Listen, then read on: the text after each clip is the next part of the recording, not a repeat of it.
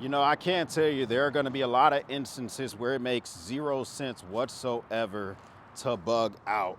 And a lot of those are surrounded by destination. So this could be a great solution for you to get to a planned destination. But you shouldn't plan to bug out if all you plan to do when you bug out is to go in the woods and survive in the woods for a while. Because what you're planning on doing is actually to become homeless, okay? And I myself don't plan on becoming homeless, not without a fight in America, period. My intent is to live somewhere. And so if something is so chaotic that I'm being driven out of my house to bug out situations, I plan to go somewhere. Whether it's a wildfire, that might be a place where I have no choice, but if that's the situation, I'm bugging out, but I probably have provided shelter.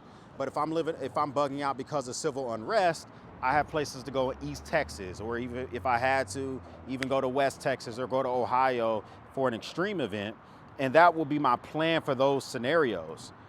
But do I just plan on leaving just to come out into some woods and just survive with a family of 7 people? No, that's not the plan. If that is your plan, you can get as many of these bikes as you want to. They're not going to be helpful. You're not going to be able to keep them charged, even if you got solar panels, or I got a portable power station on me right now, and I want to talk about how you could extend the life of this on the go. So Macfox is doing it again with this Macfox X1 is really interesting. Okay, first of all, I will say that if you're going to use this for a bug out type of thing where you yourself want to be able to go from one location to another one, this might not be for you. This is a very comfortable bike. It does have has decent features. I have another Macfox bike, and the other one that I actually have is very easy to navigate. It's easy to use. The X2, it has more power. But I'm gonna tell you why this particularly wouldn't work for me, but in an emergency situation, I would still make it happen. You know, I'm 6'2", 225 pounds.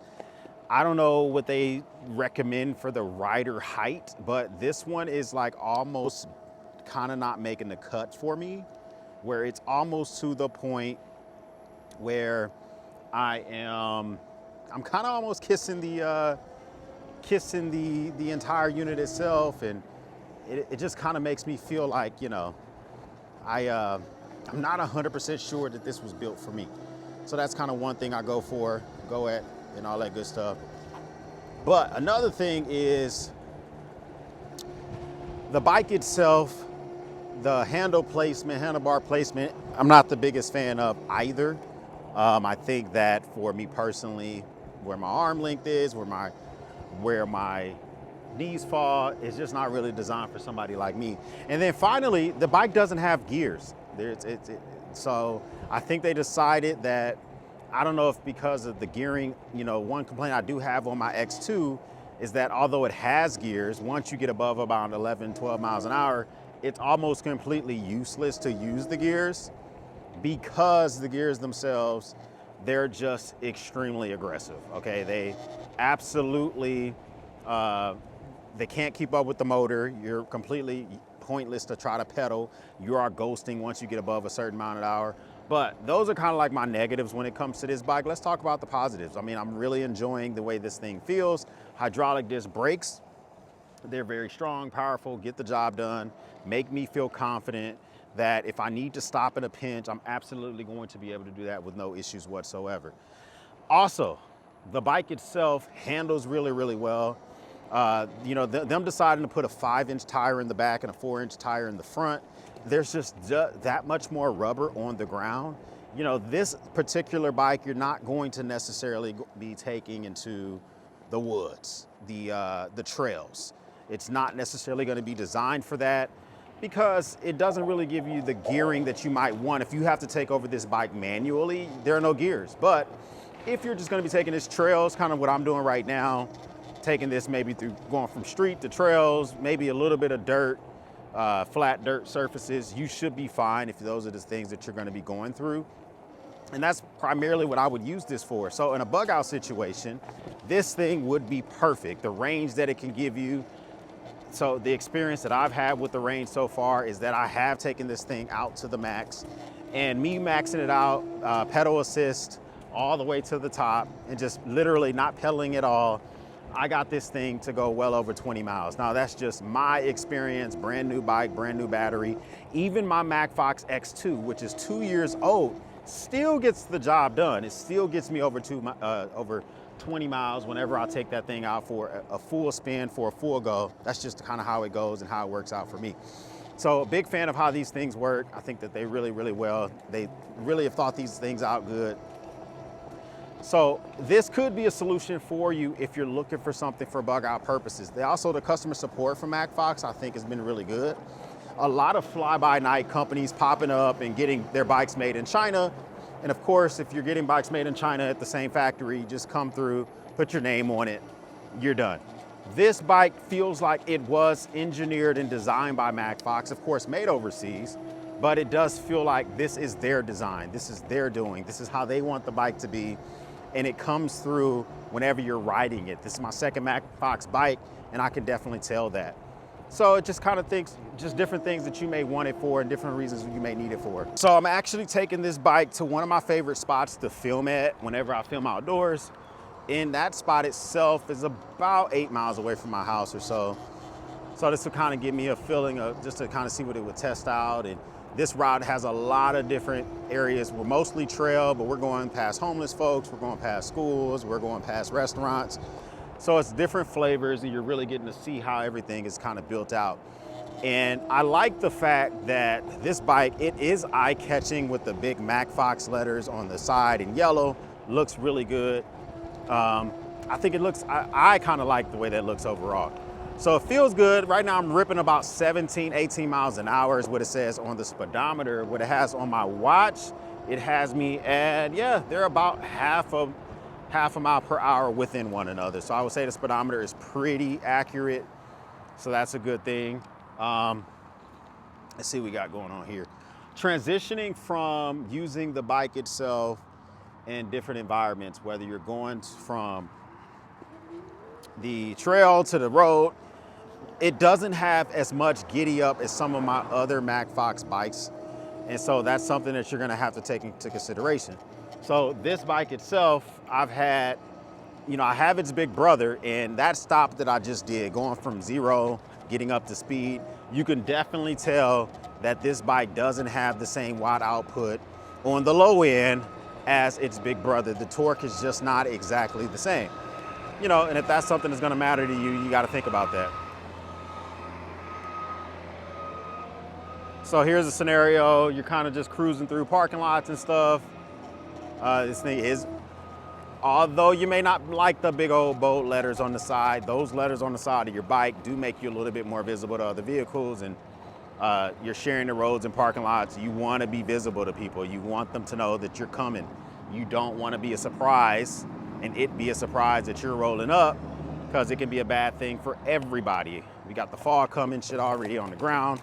One thing I also like about, reason I really enjoy e-bikes, not only just for possible uses for bug out, but just the reason to kind of get you out and about and not always dependent on your vehicle. If you have a local run that you need to do in your area, you want to go to the thrift shop, see if you can find some good prep or EDC stuff. You want to go to Hobby Lobby, the dollar store, to the grocery store. I do that all the time. We're missing some meat for dinner. I will happily go grab myself some turkey meat, some chicken breasts, whatever, and we're good to go. We can get dinner started. And versus always just having to get in your truck or get in your car, firing it up just to do something very, very quick. This is a very good solution for those type of scenarios where you don't always want to have to fire some stuff up. Get you outside, get you some vitamin D. Those are always some good things. And an electric bike, if you don't have the ability to do too much pedaling because of an injury. So me, myself, on my bigger electric bike, my Hay Bike, that one I would do a ton of pedaling with. So that one particularly, I'm happy to do mostly pedaling on like pedal control, let's just say like 4 or something like that, and pedal at the same time. But sometimes my injury does kind of like pop up, my knees pop up. They tell me to slow the F down. And it's nice to be able to just let the e-bike do the work, which is what I'm doing right now. So right now we're cranking along pedal assist 2. We're going about 19 miles an hour. This thing does have a top out speed of 25 miles an hour. So this is I believe a class 3 e-bike. So it could go faster. I do feel it at the top end. It feels like it has more power that it can give me, but they definitely have a governor on this bad boy to keep you from going faster than that. So if I crank it to pedal, let's take it to pedal assist 3. So it has 3 pedal assist modes.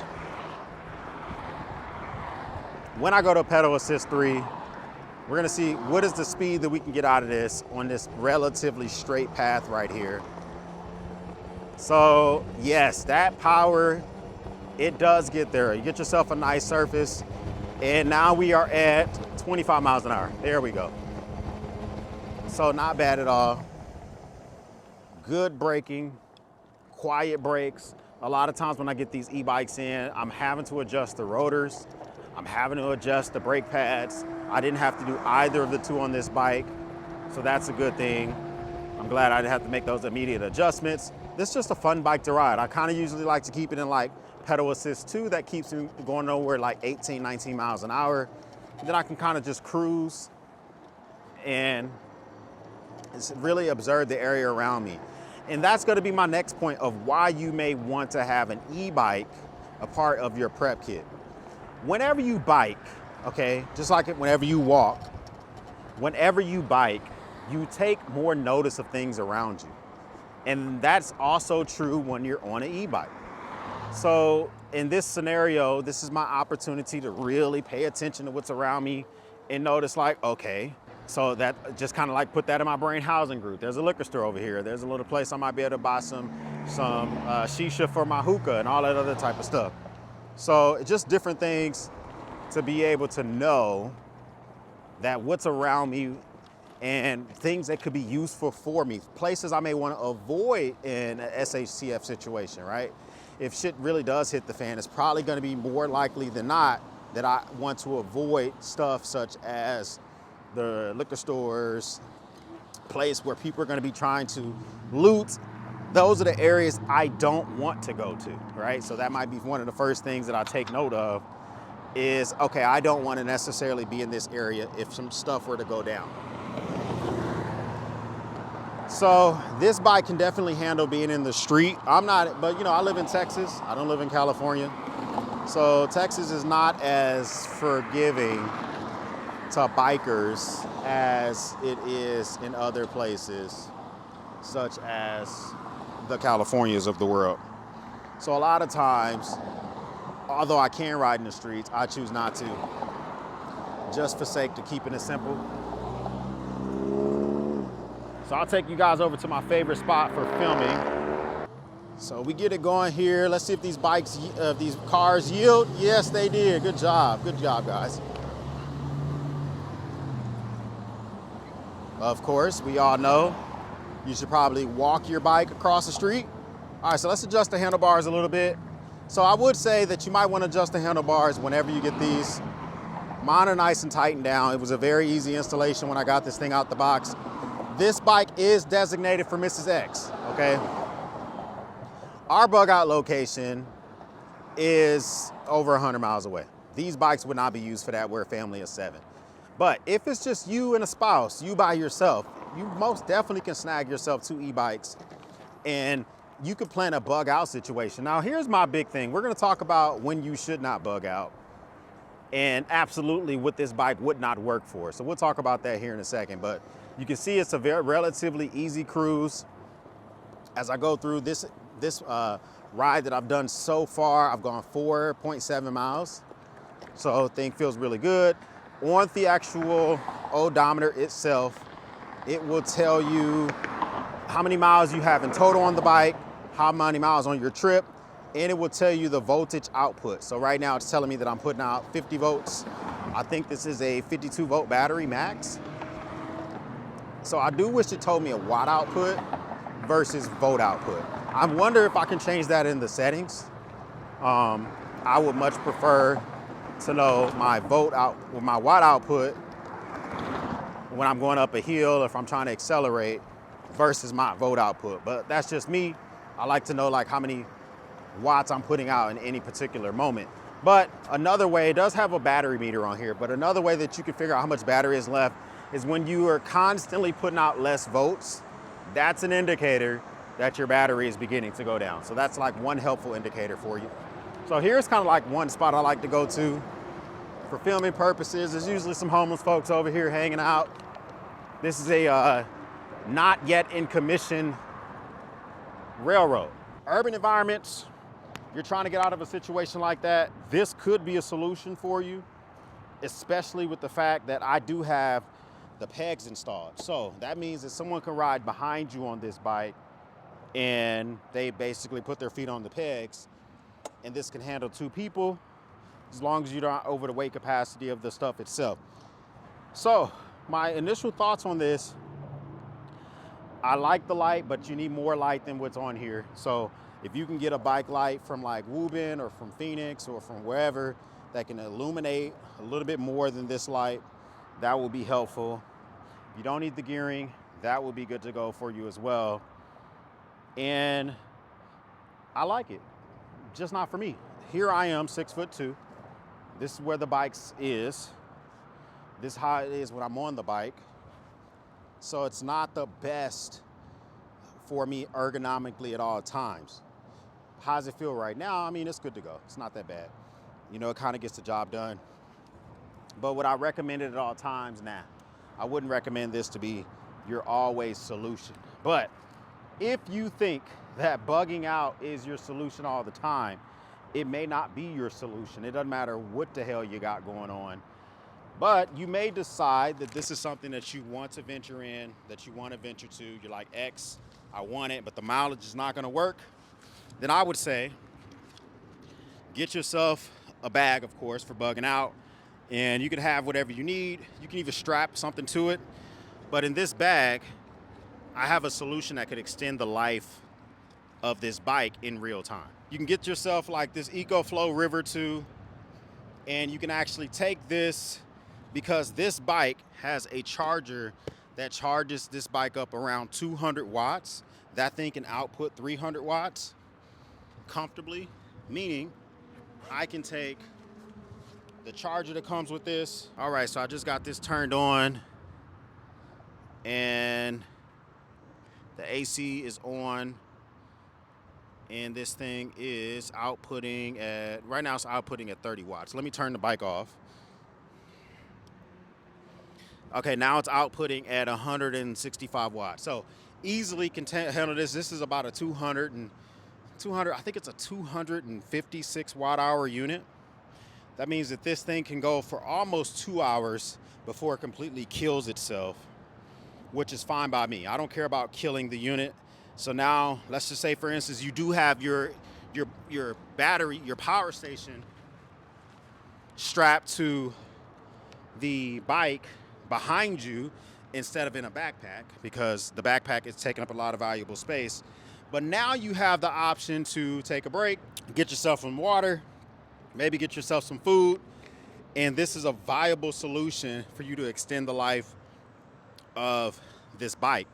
And then you're thinking, well, how the hell do I charge a power station? Well, you have to think of one of two ways.